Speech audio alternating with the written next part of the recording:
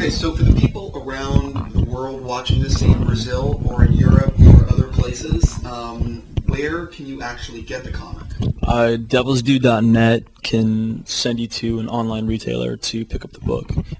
I think, in the States it'll be at the regular comic book shops, but around the world it'll probably be like DevilsDue.net, and they'll send you the right spot. You recently did a signing at Golden Apple. I did a signing at Golden Apple. And can you just talk about the experiences of doing a comic book signing? Say a Heroes signing? Well, it's funny because it kind of like mixes both worlds. You got the people from Heroes that bring their hero stuff, but they're also buying a book. So in a way, it's nice to be able to have those worlds collide a little bit. Thank you. Well, those worlds collide a little bit.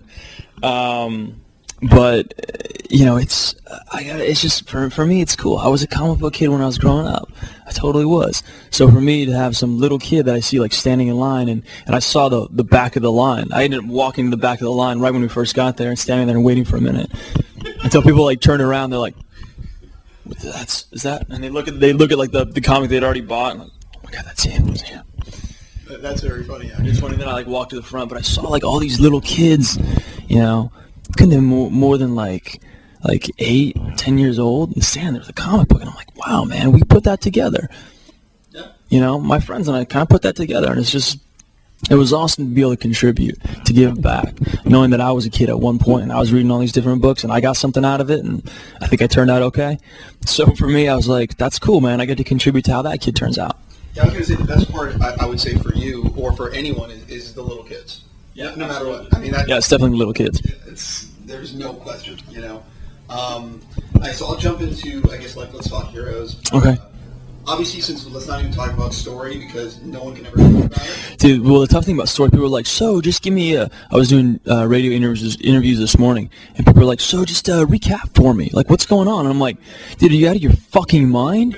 What do you want me to recap? Okay.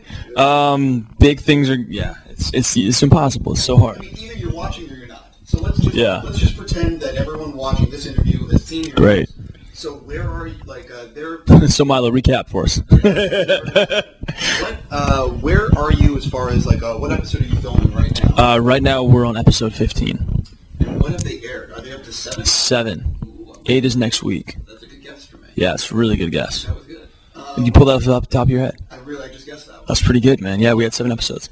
So is there anything really cool in the upcoming few episodes that you were surprised with? Are you surprised with the direction of the show this season? Are you enjoying it?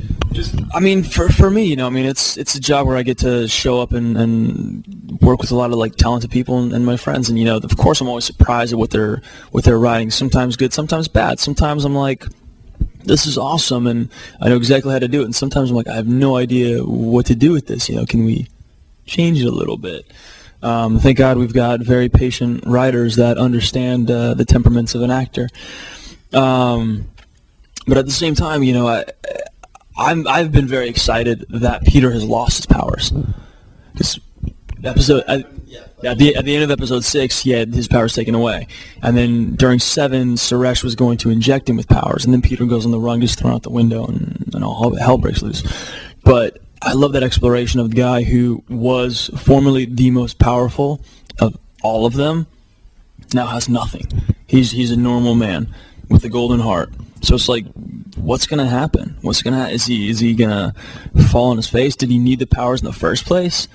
That's the thing that always shocks me, because there are moments that are so dependent on those abilities. What happens if you don't have them? Look at a guy like HRG. He's one of the most complex guys. Doesn't have a power. Just carries a gun.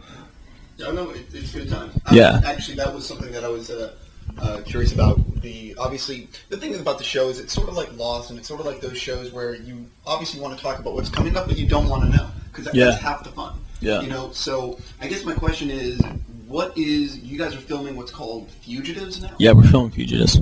So what's the big arc of Fugitives? What's the big... Fugitives are usually people that are wanted and are on the run. So there are those of us that are wanted and on the run, and there are those of us or them that I know that are doing the hunting.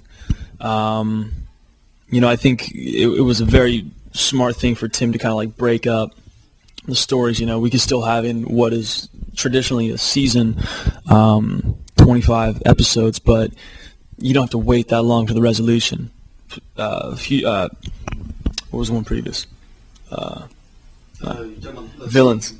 Oh, yeah. I almost called it felons. Villains, that one gets wrapped up at episode 13. Boom, it's done. So moving on to Fugitives, which is a whole new pod. Yeah, I love the idea of doing like a 2-season arc. In one season. Yeah. That's a good time. I also, one of the things for this season, and what's interesting about fandom is no one's ever happy, but what I like so far about this season is that things are actually happening.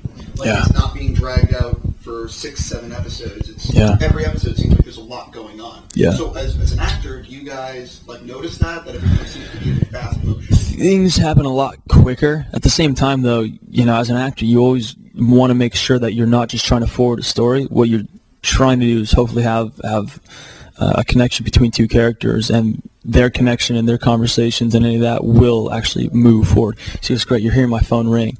We are in the office, and we do get calls.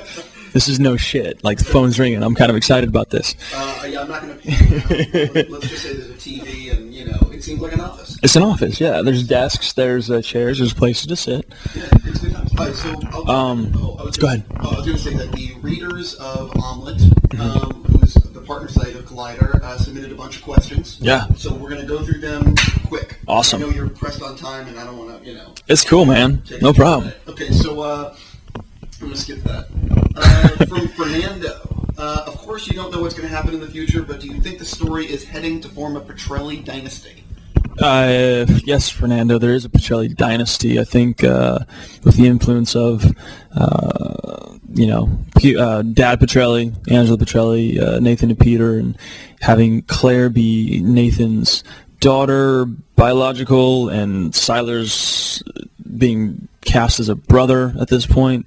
The dynamic of the Petrellis is interesting, to say the least. Yeah, it's the godfather of the heroes. Yeah, it definitely is. Okay, from Priscilla. When you got the role of Rocky Balboa Jr., did you ever think you had a physical resemblance with Sly Stallone? As a joke, some people have called me Rocky, called me Sly, called me Sylvester because of my crooked mouth, and it worked to my advantage when I took the meeting for the job. Sly and I were having a conversation about something. We made a joke, and we laughed, and he noticed that my lip, kind of just like when I smile, it just goes that way. And he turned to the casting director and he's like, "Wow, his lip, it even hooks down like mine does."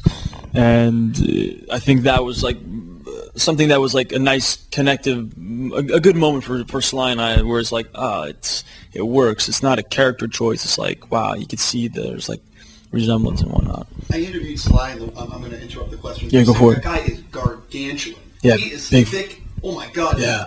It's he's a big dude. He's a big dude. Yeah. He's a big dude, man. He's awesome though. I don't know, man. He's an artist. I honestly believe that Sly's an artist. Everybody has ideas about him, has something to say about him, either good or bad. I mean, my experience is that the guy's a true artist in every sense of the word.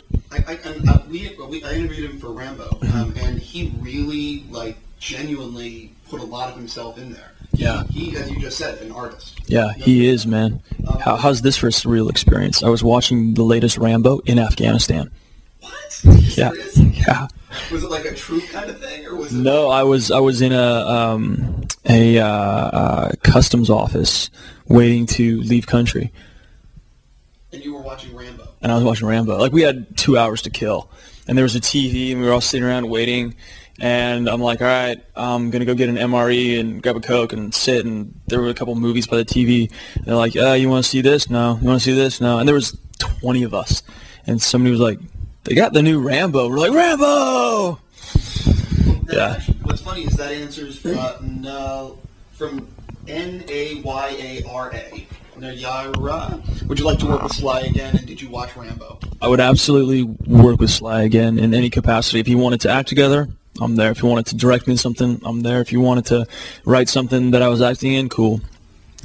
From Diego. Again, this is Diego talking. At first got to know you from watching Gilmore Girls. Did you like the way Jess's story ended there? If there's a reunion episode or feature film, would you like to do it? I did. I agree with Diego. I think the way Jess's character ended up was awesome. He grew up. He turned into, I think, the kind of well-rounded guy a lot of us want to be. You know, he wasn't just a punk who was too smart for his own good and trying to get away with shit. He truly had put a lot of thought into his life and turn his life in a good direction. I was happy with it, and I said to Dan and Amy when I came back, I was like, look, you know, thank you.